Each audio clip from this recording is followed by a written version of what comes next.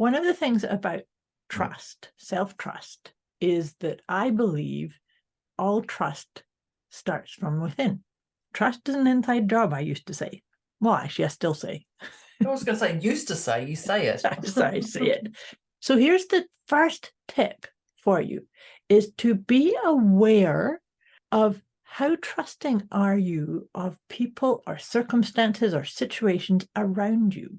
Because if you're not trusting, then it's a little nudge from your own wisdom to say, okay, you would be wise to put some attention on trusting yourself, trusting that you're in the right place at the right time, that you do have the capacity or the bandwidth or the capability to deal with whatever it is that you're experiencing.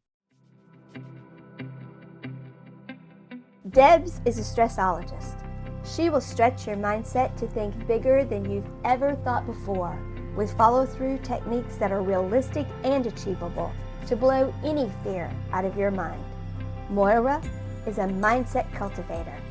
She will help you align your personal trinity of self-trust, inner awareness, and self-confidence so that you discover and share your unique gifts and purpose. Together, their goal with these conversations is to share how our inclinations do not always work in our best interest and to provide the knowledge to leverage the gifts that already exist within each one of us. Their desire is to help you learn how to access the habits and behaviors that will lead to positive change and your best quality of life. Welcome to your deliciously motivated mindset.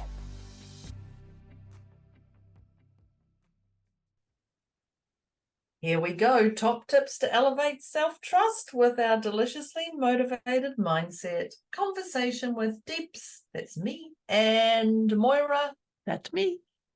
That's her. She's the one with the accent. Thank you for joining, everybody.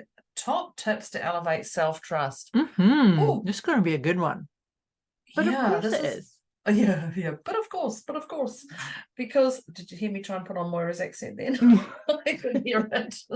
Oh dear. I don't have any self-trust of my filter. I'm just going to say it right now. My internal filter is pretty much the same as my external filter. But let's crack on before we crack on. One of the things we do, if you've listened to us before, thank you for coming back. If you haven't, welcome. And we appreciate you coming this time. One of the things we do at the start of every episode is we check in with our well-being. Don't even know what we call it. Do we call it our well-being? Yep. Our well-being. That's a good way of doing it. Our PEMS check-in, but yes, it is about our well-being. I think I try and describe it differently every time, which probably throws me right out. It's our well-being. And that means, where are you emotionally, physically, mentally, spiritually, right here, right now? And we do it from a 0 to 10. And a 0 is a very neutral space, and I'm not going to say a happy place, because it's not elation or anything like that. You just feel centered and poised, present, calm, present. And calm, and zen. 0 for zen, right? Yeah, zero for zen. And then there's a 10, which is the number between 9 and 11, because my accent came out then. And that is when you are, Moira's favorite word, discombobulated. Yep. You're in such a state that sometimes you can't even see the end of the tunnel. You don't even know if how big that tunnel is, and you're trying to find light, and there's just no light, and it's just you're discombobulated. Yep. That's literally it. Yep. And what we do is we check in, we find out what number we are now. At the halfway point of this, you check in with yourself and you'll find that number again. And then at the very end, we check in and we find out where we're at. So our intention is clearly to take you closer to the 0, or actually our intention is to take you to the 0.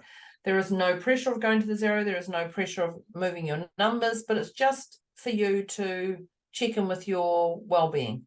Yep. Quite like that word, well-being. See how long that lasts introducing. So I'm just now going to ask Moira what her number is. I'll say mine, and then we're going to crack on to our conversation. So Moira, what number are you? I'm a 1. How about you? I'm a 1.5 because I feel all right. Like I Mhm. feel centered, Mhm. and actually I've had a great morning, but I do just have that little frog in my throat that came up when I started this. I was like, so I would have said a 1, but yeah. And that's as easy as that, people. Just that's it, done. Mhm. So now check in with yourself. We're going to go into top tips to elevate your self-trust. So grab a pen, paper, note-taking device, pencil, whatever works for you, because we're going to give you our favorite top tips. Definitely. And I'm going to ask Moira to kick it off. What is a top tip that you love to elevate your self-trust? So one of the things about trust, self-trust, is that I believe all trust starts from within. Trust is an inside job, I used to say. Well, actually, I still say. I was going to say, used to say, you say it. I say it. So here's the first tip for you, is to be aware of how trusting are you of people or circumstances or situations around you. Because if you're not trusting, then it's a little nudge from your own wisdom to say, okay, you would be wise to put some attention on trusting yourself, trusting that you're in the right place at the right time, that you do have the capacity or the bandwidth or the capability to deal with whatever it is that you're experiencing or that you're witnessing, right? So does that make sense? Yeah. Yeah, totally. And I'm going to add on to that, actually a separate tip, but I'm going to add into that because that just flowed beautifully, is a reminder. And when I say reminder, I'm reminding yourself that you've been through it before. Now, yes. Yeah. And you survived. Now, when I say you've been through it before, you may not necessarily have been through what you're going through right now, but when you've been through things before, because they're just things, you would have been a 10, right, or 100. So you've been to that 10 before, and by the way, it's never going to end. You're going to go to that 10 again sometime. But there is that self-trust that you've been through it before and you survived, and you've carried on, and so you're going to have those 10s. And you're gonna get through. So it's just a reminder of how far you've come already. Right. That you dealt with it before. So none of this hand on the forehead moment. Oh God, it's happened again. No, it's not. You're just reminding yourself that you've been through it before. Yep. But it's also a wee reminder to piggyback onto what you just said, is that really, truly, we do not live in a punishing universe. And so if you're in a situation, regardless of what it is, it means that you have the capacity to come through it. And that's a superbly important one, perhaps should be on a tip on its own. I'm putting it as a tip, yeah. Yeah, because even if you cannot see what is your next step, when you get into saying, oh my God, I don't know what to do, I don't know where to go, maybe it's just that discombobulation that's actually blocking you from saying, oh, I gotta go actually open the door or get up and take a step. So it's important to not listen to all the chatter in your head and realize, if this situation's happening, it means I have the resilience or the capacity or the bandwidth or the capability to deal with this. Yeah. Right? So just when we don't live in a punishing situation, how do you remind yourself that you've been through it before and you've done this? Like, so my first thing is hand on heart. Definitely. So I think that's a tip on its own, is when you feel yourself, I'm going to say spiral, or when you feel that emotion, you don't have to get on that roller coaster and wait till you hit to the very rock bottom where you're derailed to do this. Like the moment you start feeling the wobbles, the speed wobbles, the non-speed wobbles, anytime you start feeling that emotion, just put that hand on your heart that hand, put your hand, Put your not hand anyone on your else's. heart. Yeah, put your hand on your heart Mhm. and remind yourself you live there, because the moment you do that, for me, it just it calms my farm. It just allows me to focus on that, allows me to breathe at a different pace. It allows me to shut the chaos around, hand on Like a heart wee and shut your eyes. reset. It's a wee reset to come into the moment and come into your capabilities, right? Yeah, yeah. And sometimes I do shut my eyes, clearly not when I'm driving, if I'm putting my hand on my heart, but it does just give you that moment of, absolutely. Tony Robbins says change your state. His would be very different, but it is just that reset and that pause and a breathing moment for yourself. Yep. Which, you see, when you can take that wee breather, that wee moment, it's almost like the trust, your self-trust. It is your inner resilience, your intuition, and it can actually elevate when you take a moment, right? So, but that's the trust too, because I guess I'm kind of wired this way, that and some people think of it as flying by the seat of your pants, that I am not a big person that will plan something. If this feels like the right thing to do, it's like, okay, let's do it. And off I go. And then somebody will say to me, oh, so when you get to that place and you speak to this person, what are you going to say? I have no idea. But when I'm there, I know that I will know what to say then. And because it's the self-trust, right? I have that, but there's also the human design, and I'm going to bring in human design here because we're all designed differently. Yes, we are. From things. So I'm just going to ask Moira to share a little bit about human design, because I think that's really important to know that I like to plan things, but I don't spend a lot of time on planning. I'm like, okay, I know that's going to happen. Yeah. Like I don't need to, there's definitely, I have to plan my flights and put them in my diary and like logical certain things, and where I'm going to stay.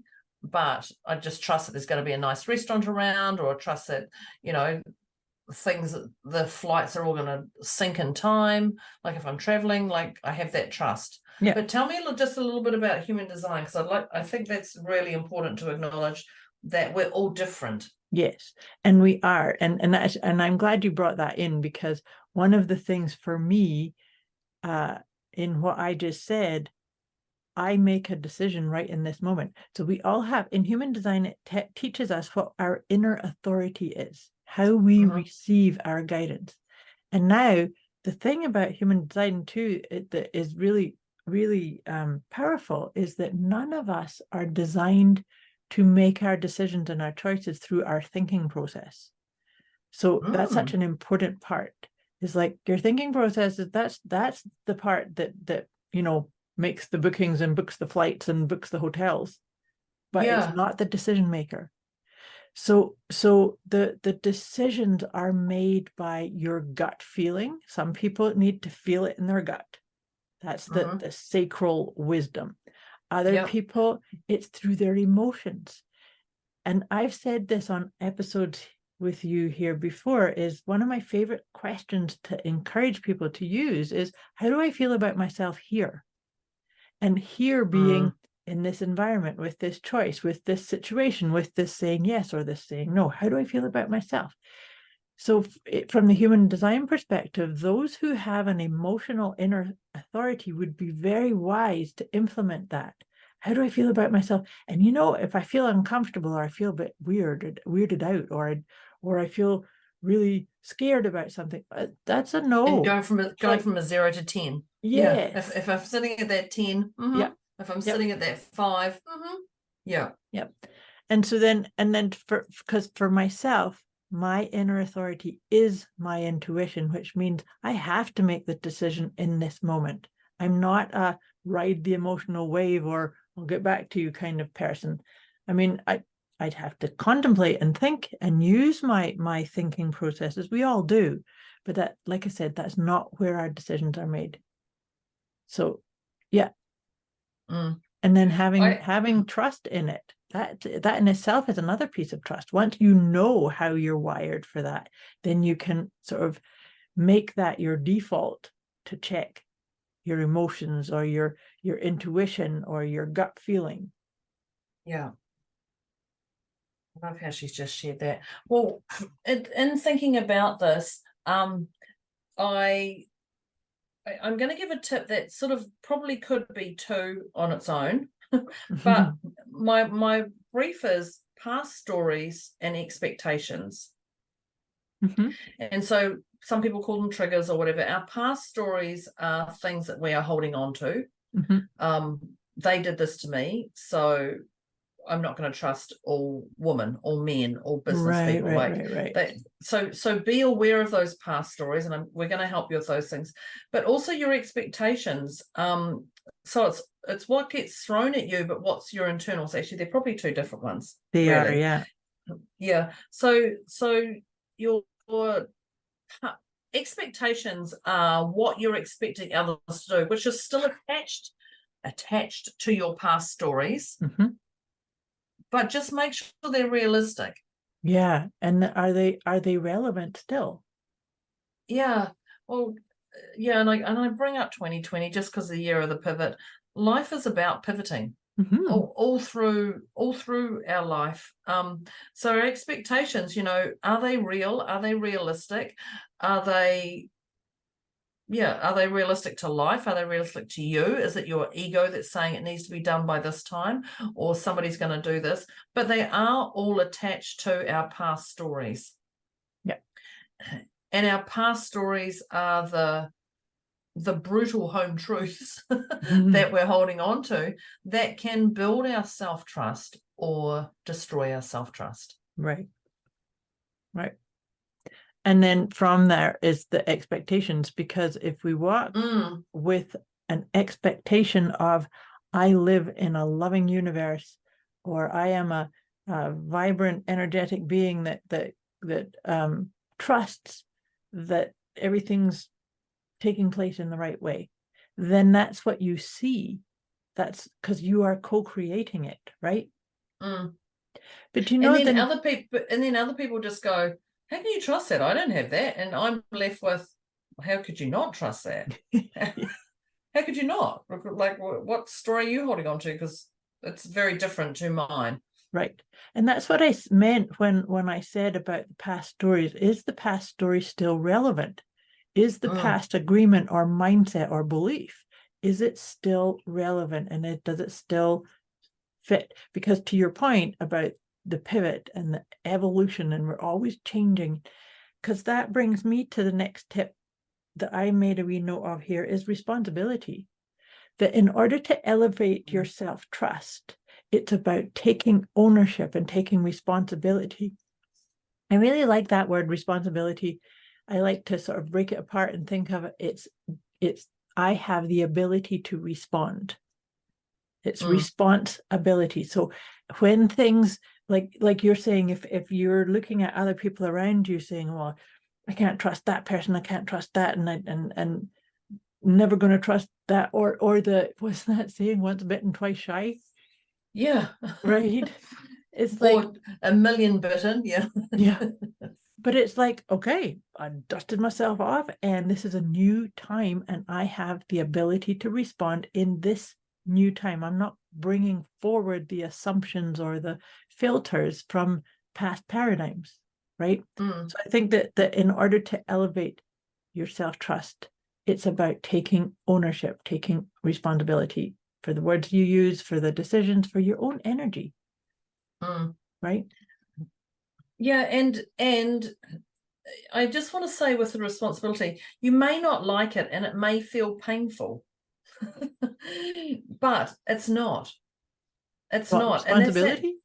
Yeah. Well, when you're going to be responsible for something, you might go, oh, no, I don't want to do, like, because I know I've said to people, you're going to have to be accountable to this. Like you did, no, this is too painful. This is too hard to look at. It's like, so it's actually not, it's way more painful and tiresome and energy draining for not taking responsibility. You've got an interesting viewpoint on responsibility, because I see it as a gift. And that's where I'm coming from. It's a gift to sort of go, I'm able to respond all of the time. No. I 100%. Yesterday we were in our group session and someone said, I don't want to acknowledge that. That's not my, so and that's why I'm going, you may feel it's painful. Right. I won't tell you what I said to them in the session because we might have to beep out a few things.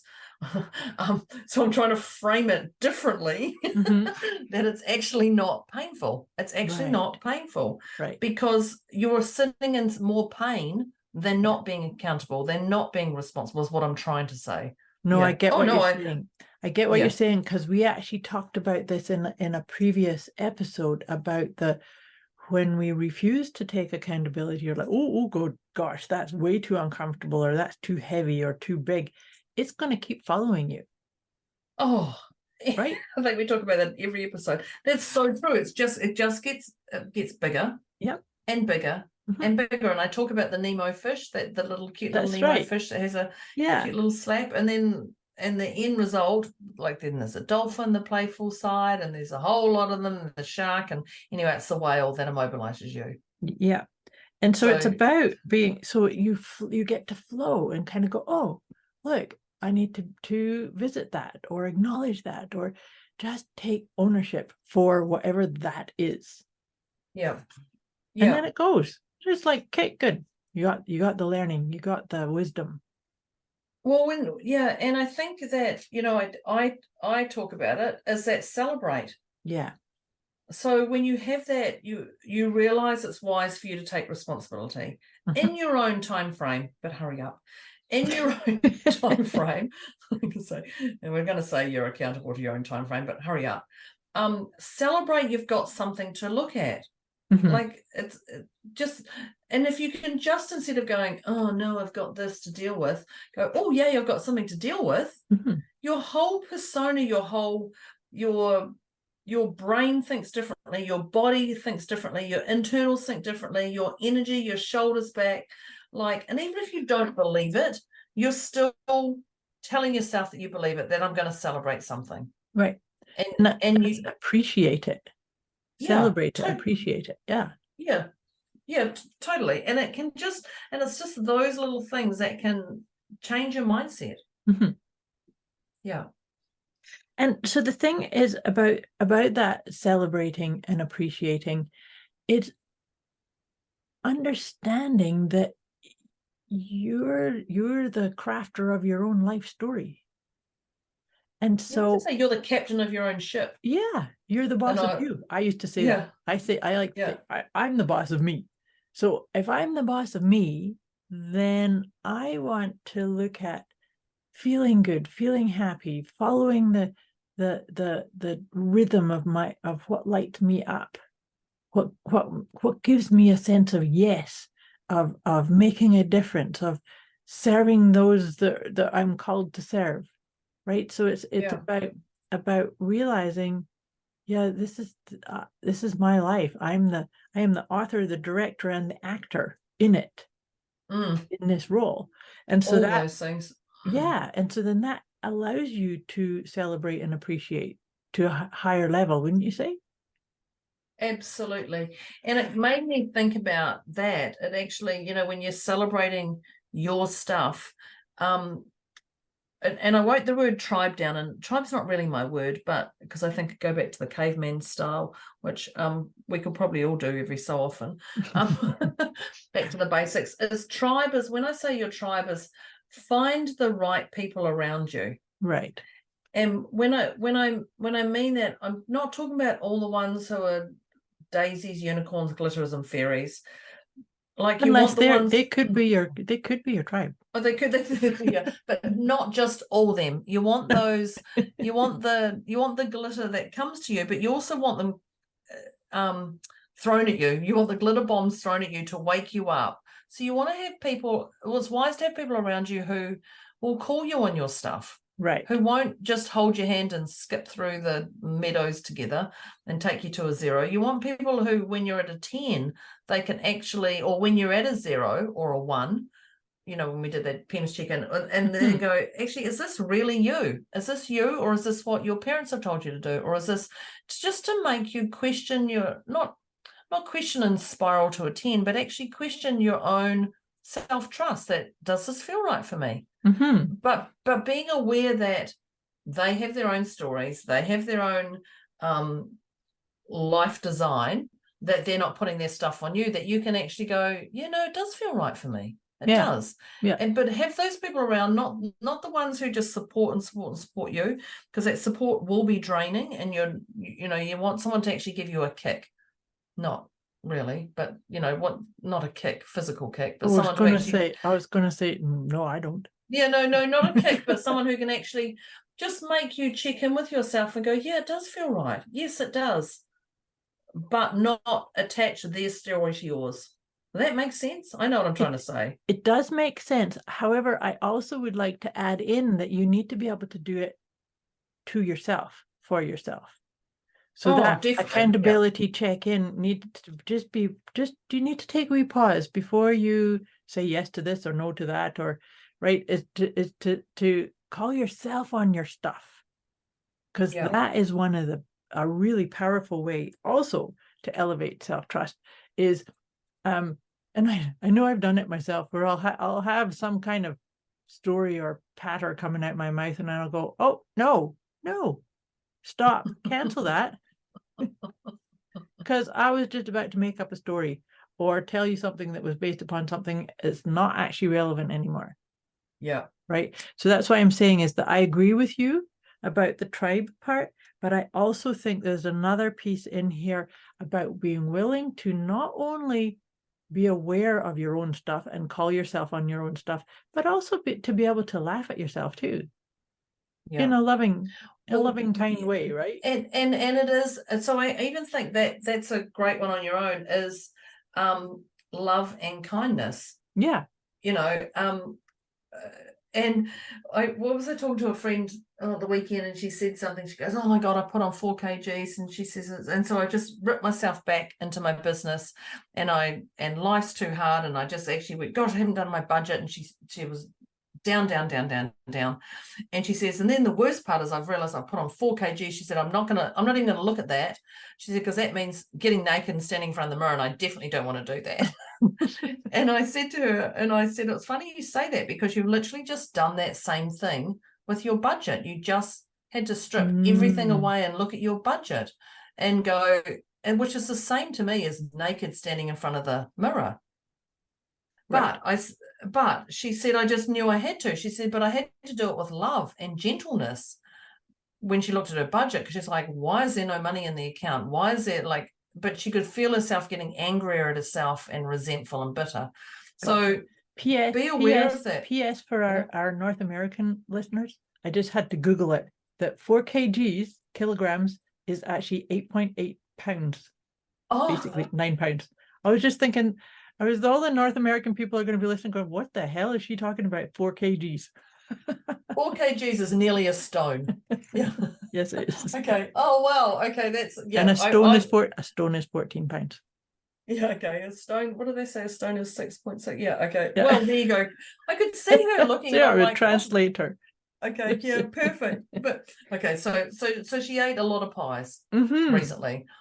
But what she's done is she's looked at, we say that scenario when someone puts on weight, we go, have you been eating the pies? Who ate all the pies? Do you have that? Yeah, that's why I say that. No, and it's done with, it's just a nice way, because some people are like, I don't eat pies, but yeah, thanks very much. But it's done with a loving and kindness way. Did you eat a few pies lately? And it's just a good, it's a good banter. So if I say, have you been eating pies? It's another way of saying, hey, what's going on? Right. If you put on weight, yeah. Right. But she said, I'm not getting naked. And I said, you've just done it with your budget. You've literally just done it with your budget. But the beautifulness is she did it with a love and kindness and graciousness of no boot camp upper chin cut here. Right. How to put it. And I think with that is remember that, like, that's an important tip, is to remember to be loving and kind to yourself. A quick wee message before we get back to this episode. you can get access to a special gift Moira and Debz have put together for you. Go to deliciouslymotivatedmindset.com/gift. When you sign up, you'll receive instant access to an Inner Peace Kit and the 30 Days of Wisdom program, both of which is intended to help you feel deliciously motivated right away. Go to deliciouslymotivatedmindset.com/gift. Kind to yourself. Absolutely. 100%. Yeah. 100%.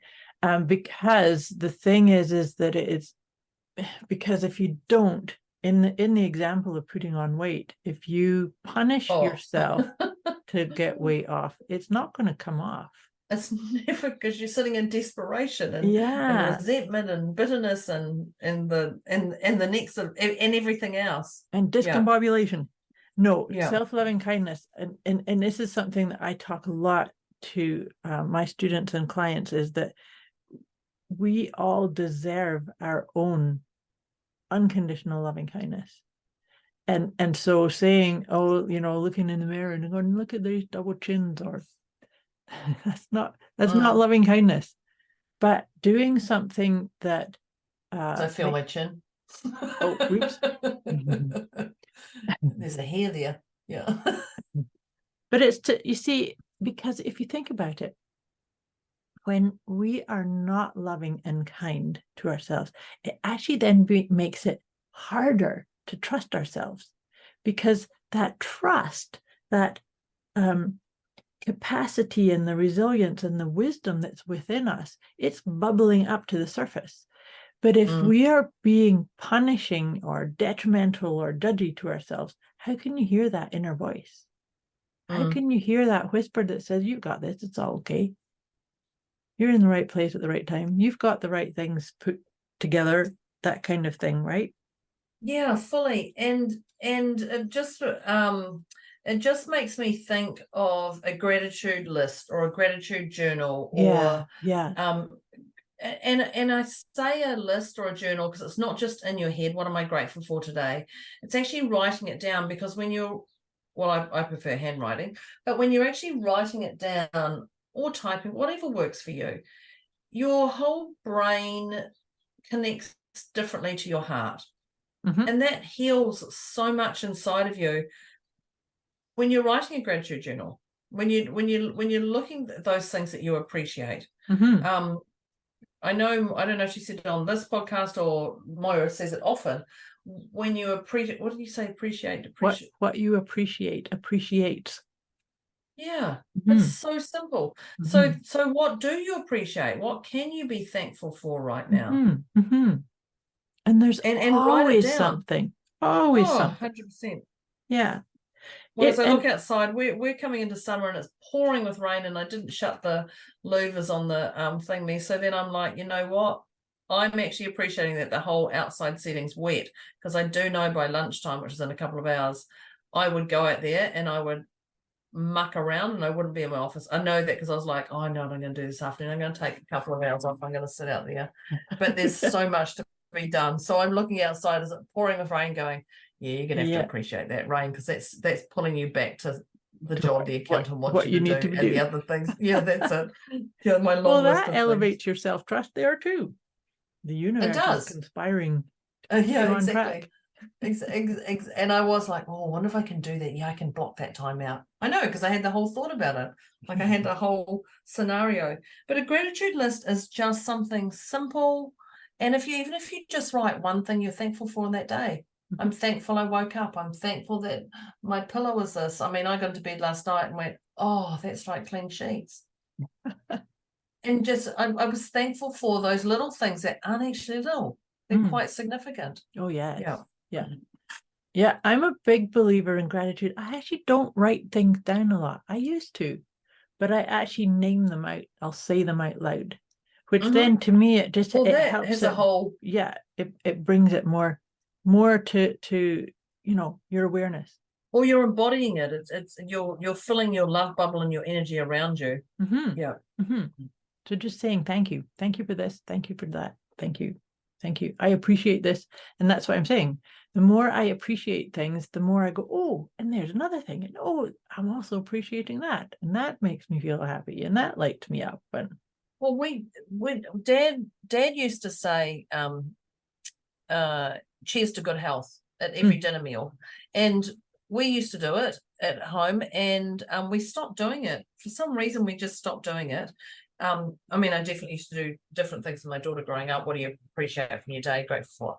And just at the weekend, 3 of the 4 of us all lifted our glass at lunchtime to actually go, and we all just looked at each other, and I said, cheers to good health. Here's to good health. good. And we all just smiled, because we literally, the 3 out of 4 of us were going to do that same thing. It wasn't Dad. But it was beautiful just to go, yeah, let's implement this again, because this is actually, let's celebrate good health and whatever good health is. Yes. Whether it is I do have a headache or not, celebrate, you got a headache and deal with something, but whatever it is. And it just made us all smile and giggle and started our meal off differently. That's beautiful, because that allows you to have this well-being vibe, which, you were talking about loving kindness. So that's loving kindness from a meditation perspective. You can say loving kindness or metta practice, and it's you saying statements like, may I be healthy and happy, may I be filled with loving kindness, may I be free from suffering, may I be well. And then and I like to have people start the may I, and then you can do people that you love, that you care about. And in this practice, may you be well, may you be filled with happiness and joy. What's that? Is that your meditation? Is that? It's a practice. I actually have a couple of them available on Insight Timer of loving kindness. Then reach out to Moira, because that's really, I think that's a lovely one. It's lovely. Yeah, it's a practice of self-loving kindness or loving kindness, but it's also known as metta practice, METTA, which means loving kindness. But it's usually 2 to 4 statements of the may I be and may you be. And I also like to do may we be healthy and well, may we be. So then we're really putting the energy to the whole collective when we do those kind of statements. It's very powerful. And again, loving kindness is such a beautiful way to elevate self-trust, because it's kind of like really there's gratitude and appreciation and unconditional love. You're showering yourself with it, and then you're spreading it all around the collective. Yeah.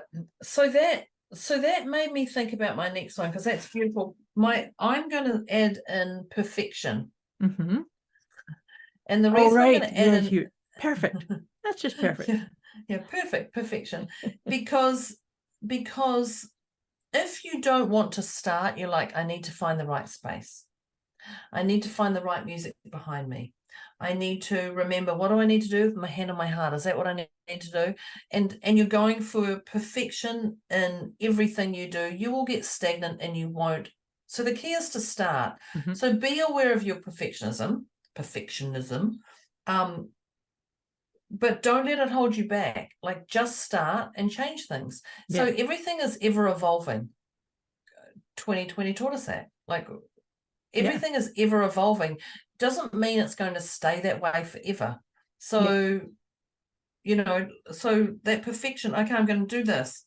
And then I'm going to go, I don't like that. I'm going to change that way. That's okay. Mm-hmm. But the key is actually to start with anything. So if you want to do cheers to good health, or what did Deborah say? I can't remember what she said. Was it something health? Well, like, if you want to do something, then do it. But you don't have to get it exactly the same as what I do. Use the verbiage that works for you. Yeah. Yeah. And when Moira was saying I be and you be, and she said she's added a new one in, we be. And I went, she's added those things that work for her and others. Mm-hmm. So she's gone for. So it's not perfectionism, it's perfectionism for her right now. She's added something in that works for her. and for others, clearly, because if it didn't work for others, she would probably reassess, or she would, I'm sure, or she'd just make She you would. Yes, do she it. would. Yeah, yeah, definitely she would. But watch that perfection, because that's just one of the things that is going to you know, to take you out of your self-trust very quickly. 100%, because you know what it does is it keeps you in your head. Remember I said to you about we're not wired to make decisions from our head, from our thinking space. But if we get all caught up on having to get it perfect, it's got to be the right, exactly the right words or the right, stance or position or posture, then you've lost, you kind of lost the vibe, or if you you're actually not perfection, not trusting yourself either.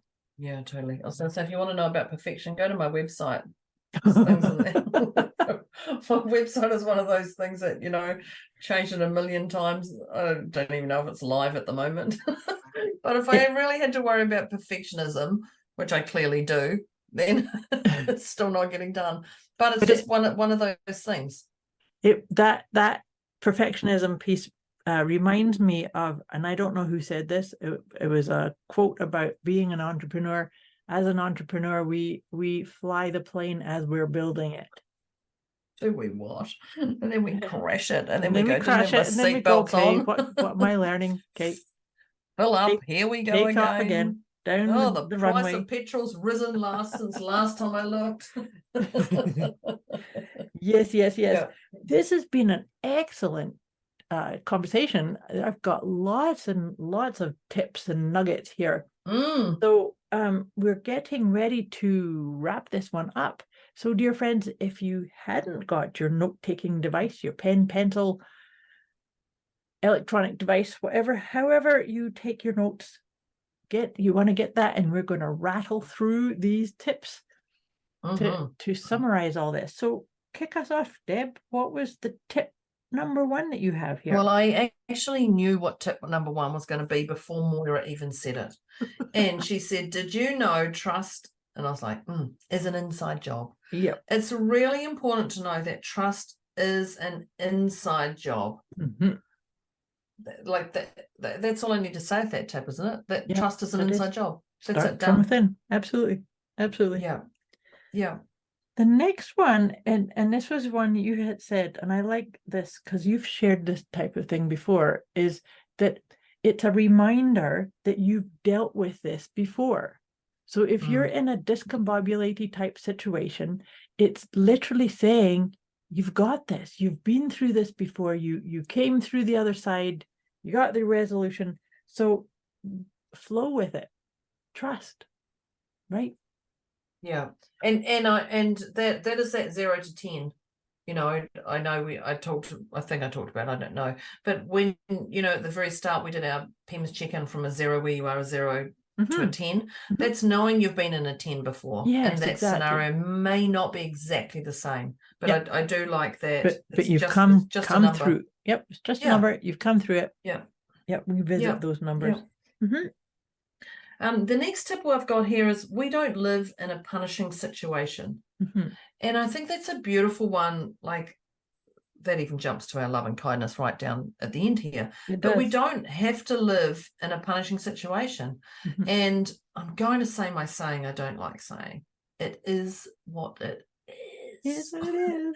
But that's it. It's just literally, we don't have to live in that state. It is what it is, and then you can actually move on.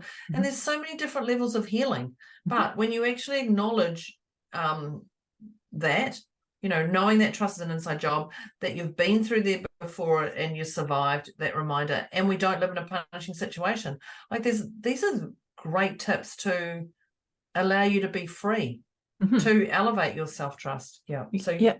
And the other piece that the other piece that I had tacked on when we were talking about that tip is to acknowledge that if you're in a situation that feels problematic or stuck or sticky, it means that you have the capacity and the capability to move through it, to resolve it, to get through it. So this too shall pass kind of aspect there too. And then from there, we talked about the hand on your heart.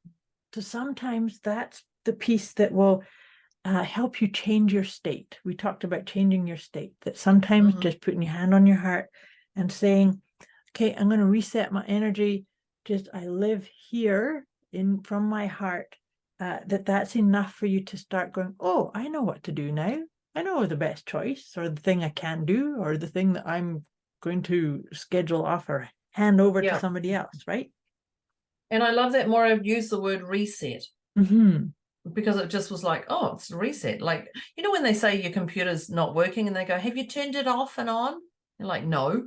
When all else fails, reboot. That's what I've always said, that when all else fails, reboot. Yep. And that hand on heart is just literally like that. Just for the record, I had to turn my computer off 3 times this morning. Oh, gosh. That's another scenario. But that's in fact, I didn't even put my hand on my heart. I was cursing and swearing. I was like, okay, I'm going to, because, you know, when we curse and swear at technology, it really works. Yeah, it does. It obeys. Totally. It hears everything you say and it just flows. Yeah, that's it. Yeah. The next one I had here was human design and acknowledging we are all different. Now, I don't know human design, and Moira is definitely the one to talk about that, but acknowledging that we're all different. We make our decisions. And what's best for us at that time, but also my decision making could be different to Moira's, could be different to you, the listener, could be different to your family member, could be. So just acknowledging that we're all different.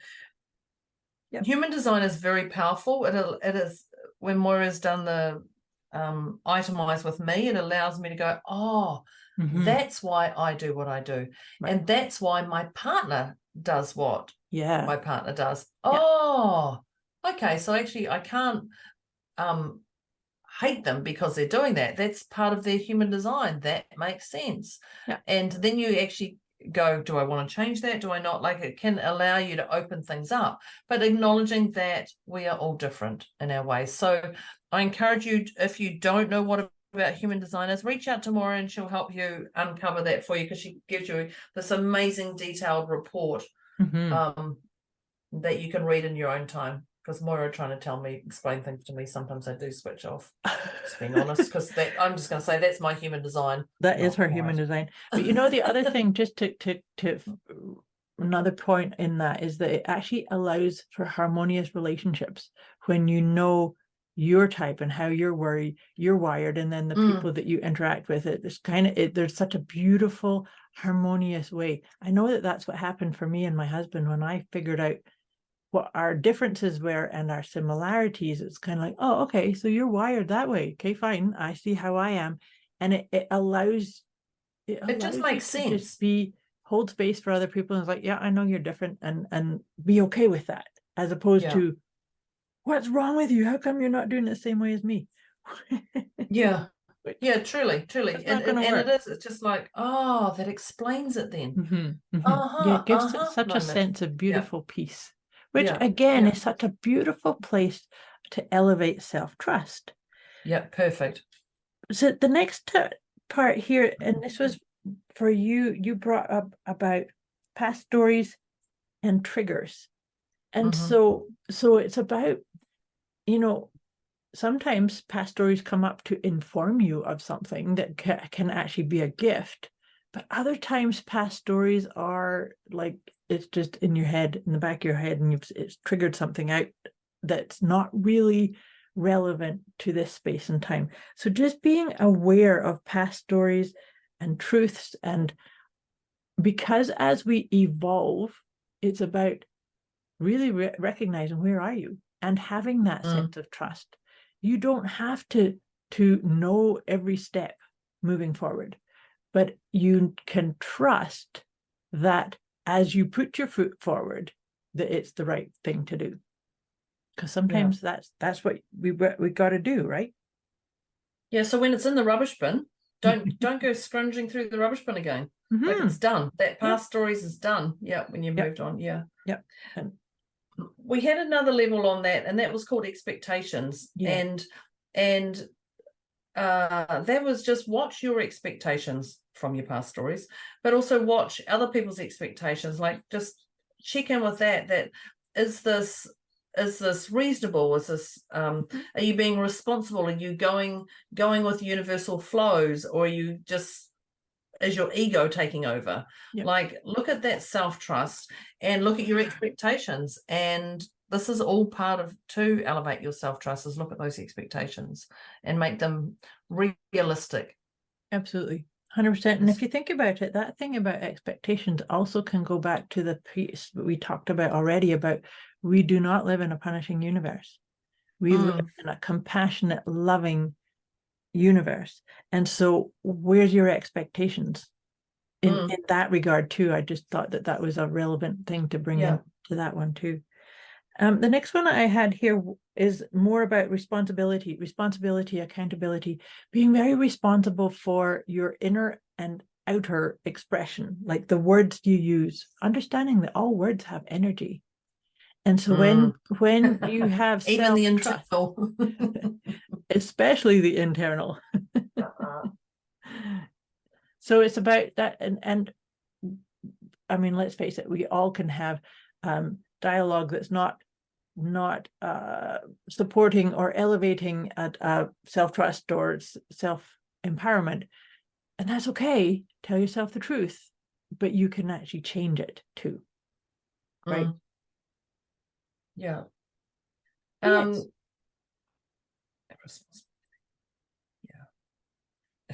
Just thinking about our whole conversation here, you're like, you've got an interesting thing on responsibility. I'm going to go back to that person from yesterday. It's not painful. The next one I've got is celebrate your stuff.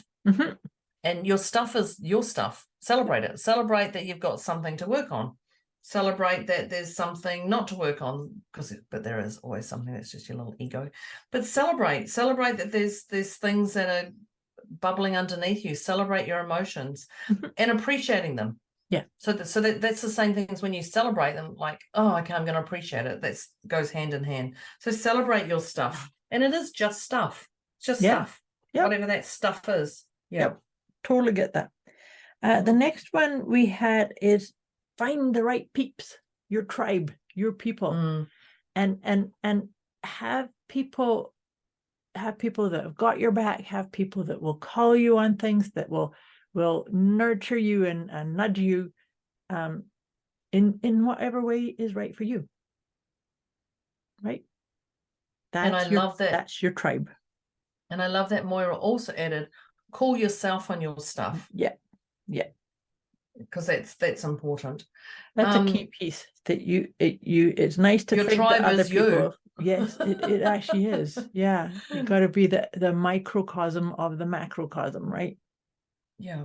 And then we talked about love and kindness, love and kindness to yourself and others. Yeah. So like, be gentle on yourself. Yeah. Love yourself and be kind to yourself. Whatever words you want to put, just love yourself for who you are and for what you have around you, to yourself and others. And that's where Moira talked about her metta practice. And she has a program that if you're curious about, then ask in the put in the comments and she'll share it with you. But I think that's really important. And this whole elevate your self-trust, maybe love and kindness need to be the very top one. Yeah. Yeah. I would say so. I would say so. Love yourself and be kind, be gentle. Kind's not really my word, but I would say be gentle. Don't be so brutal on yourself. Yeah, because you deserve it. You actually deserve your own unconditional loving kindness. Yeah, I'd totally. like to think of that way. Yes. The next one, we're getting near the end. The next one is gratitude. One of Deb's favorite words. Yay. And Deb was talking about writing them down. If writing things down is your jam and that feels good, then great. But if it doesn't, then speak it out loud or just acknowledge it. I'm grateful for that, and I'm grateful for this. And I think that gratitude practice is such an important piece, but it's also important to craft it in your right way. Yeah, your way. Yeah, totally. Yeah. And the last one, what I had was perfection. Yeah. What's your perfection? Just start. Just start, change, tweak, evolve. Start, change, tweak, evolve. So what's your perfection? Because perfection, if you're a top athlete and you're striving for perfection, you won't start. Leave this. You won't leave the starting the running box. Yeah, exactly. Yeah. So just start, and then we can look at what you've got. Yeah, and then absolutely. we can tweak or not. Yeah, absolutely. Perfect. Absolutely. No, these have been great tips. We got lots more tips in this episode than we did in our previous one. That's a good thing. That elevated our self-trust, obviously. Yeah, definitely.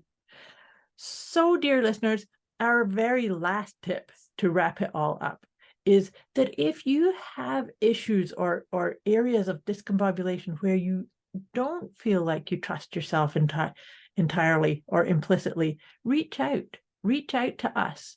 Deb and I both have processes and practices and pieces that we can help you with to really elevate your self-trust. So reach out. You can reach us through, collectively through the Facebook group, or you can message us directly.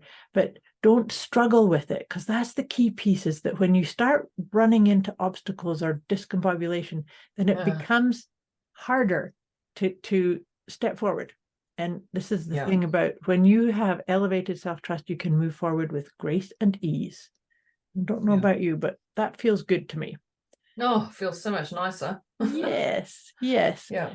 And so the next thing you can do also is to carry on this conversation. Share this podcast, share this conversation, share these ideas about elevating your self-trust. Spread it around. The more we can help touch other people's lives and other people's inner wisdom, that it manifests into such a beautiful ripple effect into the collective, which I think is a beautiful thing. So all that being said, at the beginning of our conversation, we did our rating ourselves on our scale of 0 to 10. And I was at a 1 and Deb was at a 1.5. And so listeners, just how reflect, where were you at the beginning? Where did you go in the middle? And then where are you now? And we'd love to hear from you. How did the numbers shift and change for you? There is no right or wrong. It's just using it as an assessment tool. So, dear Deb, where are you now? 0. You're a 0, as am I. I'm wrapped in a beautiful little love bubble. I feel like wrapped in a beautiful little love bubble, and my day doesn't feel as chaotic of what I've got to do from here. Very good. Yeah. Very good. Well, I'm wrapping up my day, and it feels pretty nice and calm going into a nice evening ahead. So I've loved this episode. This was beautiful, beautiful conversation. So, dear listeners, much love to you, and much love to you, dear Deb. Thank you, Deb. Thank you, Internet. Thank you. Thank you, listeners. We'll catch you next time. Bye.